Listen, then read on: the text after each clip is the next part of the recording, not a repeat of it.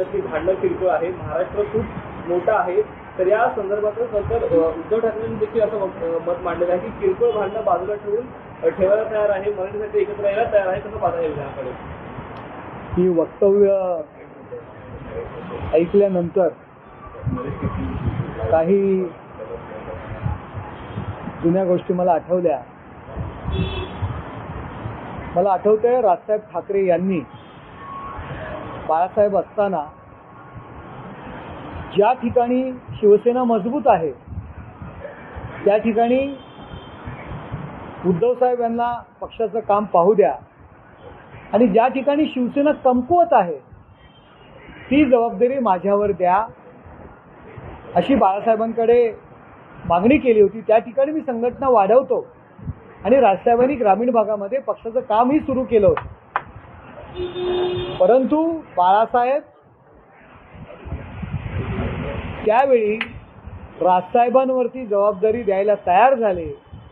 त्यावेळी ह्याच उद्धव साहेबांनी जर राजसाहेबांवर जबाबदारी दिली तर मी घर सोडून निघून जाईल अशा पद्धतीची धमकी दिली होती. राजसाहेबांना मुंबईतील शाखांना भेटी देण्यामध्ये सुद्धा त्यांचा विरोध होता.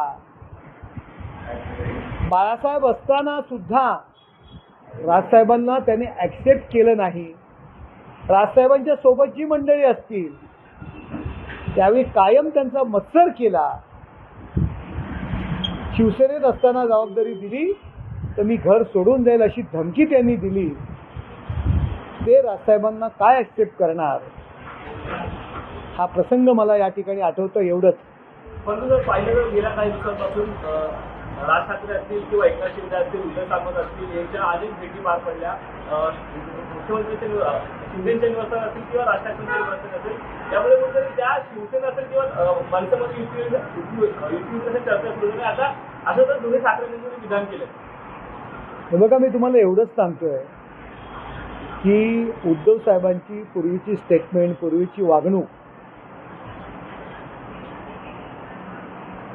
राजसाहेबांबरोबर ते एकत्र येतील का? त्यांचा स्वभाव हे शिवसैनिकच जाणू शकतात. जुने प्रसंग, जुन्या गोष्टी कोणीही विसरत नाही. आपण म्हणतो राजकारणात, परंतु राजसाहेबांच्या बाबतीत त्यांची जी काही वागणूक होती, जी पद्धत होती, ती मला नाही वाटतं राजसाहेब विसरणार. तर युतीसाठी त्यांनी अटी आणि शर्ती देखील ठेवलेली आहे. महाराष्ट्र पाहिल यापुढे काय होतं ते. त्यांनी युती केली तर शेवटी त्या दोन पक्षांचा निर्णय आहे. परंतु प्रेम हे एकतर्फी होत नसतं. प्रेम हे दोन्ही बाजूनी पाहिजे. आणि राजसाहेबांवरती उद्धव ठाकरे यांचं किती प्रेम आहे हे राजसाहेबच सांगू शकतात, त्यावेळची आजूबाजूची मंडळीच सांगू शकतात.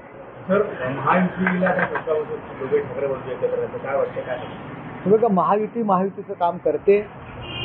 महायुती मजबूत आहे. तिन्ही पक्ष एकत्र आहेत.